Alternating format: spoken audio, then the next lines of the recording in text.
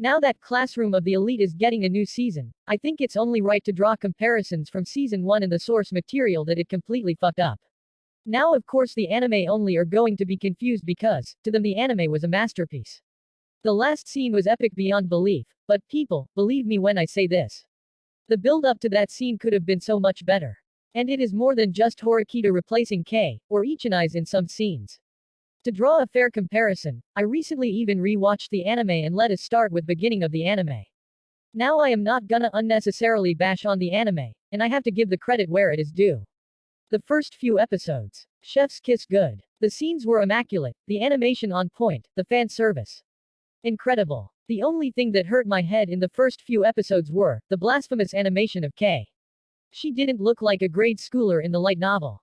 But still, no major problem. There were some changed scenes, with how Horikita approached Sodu, but it was alright.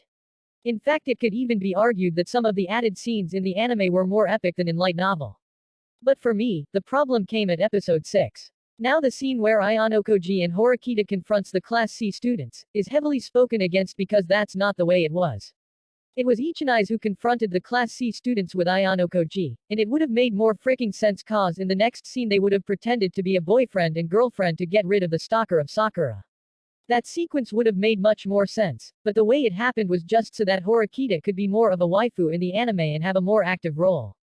Now that doesn't even bother me as much as the scene with Ryuan and Sakyongi. That scene was more edgy than people acting like Ayano Koji. Here is how the sequence goes. The overly buff Ryuan gets Albert to beat Ishizaki up, then asks them, tell him who the mastermind who set them up is. And in the next scene the Ryuan gang, with Ishizaki miraculously all healed up, is squaring up against Sakyongi, for no freaking reason. In the light novel, Ryuan warns Horikita and Ayano Koji as they are about to leave school, but then the animation studio was like, nah mate, not gonna do that. Let's take this opportunity to introduce some new freaking character that have no role to play. In fact, jumping ahead a bit, talking about the unnecessary cameo, at the end of the anime in the last episode, there was another lowly cameo where Sakyongi was moving check pieces and saying shit like, it went just as planned. And Sakyongi didn't know shit cause she didn't know about Ayano Koji at the time. So she couldn't have known that Class D would have come out on top. Sure, Sakyongi played some strategic moves in the light novel too, but it wasn't like she was setting everything up. She was just sabotaging, she didn't plan shit. Why was there so much of the unnecessary lowly cameo, when Sakyongi wasn't even introduced until volume 5 of the light novel? Anyways, moving on to the major fuck up of the anime, which was episode 7. This episode was more unnecessary than the 8th season of Game of Thrones. The anime only people might regard it as a fun, filler episode, but the light novel readers knows the sheer pain of that episode.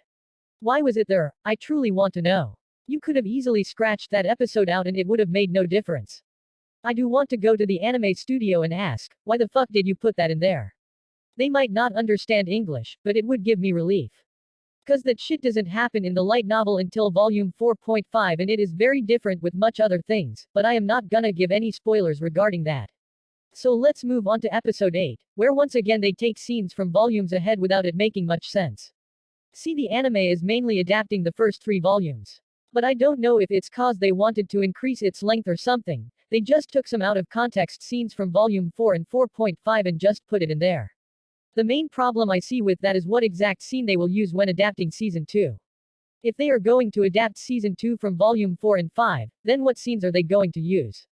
See, the swimming pool scene is one of the vital scene to promote the development of some characters, so conventionally people would want them to redo the scenes in the proper place.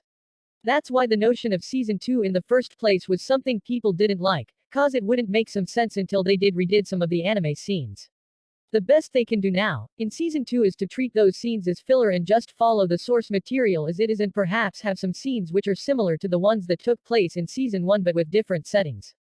Now after this I think the anime truly picks up and delivers a fantastic ending, that hooked me and made me want to read the light novel, in the first place.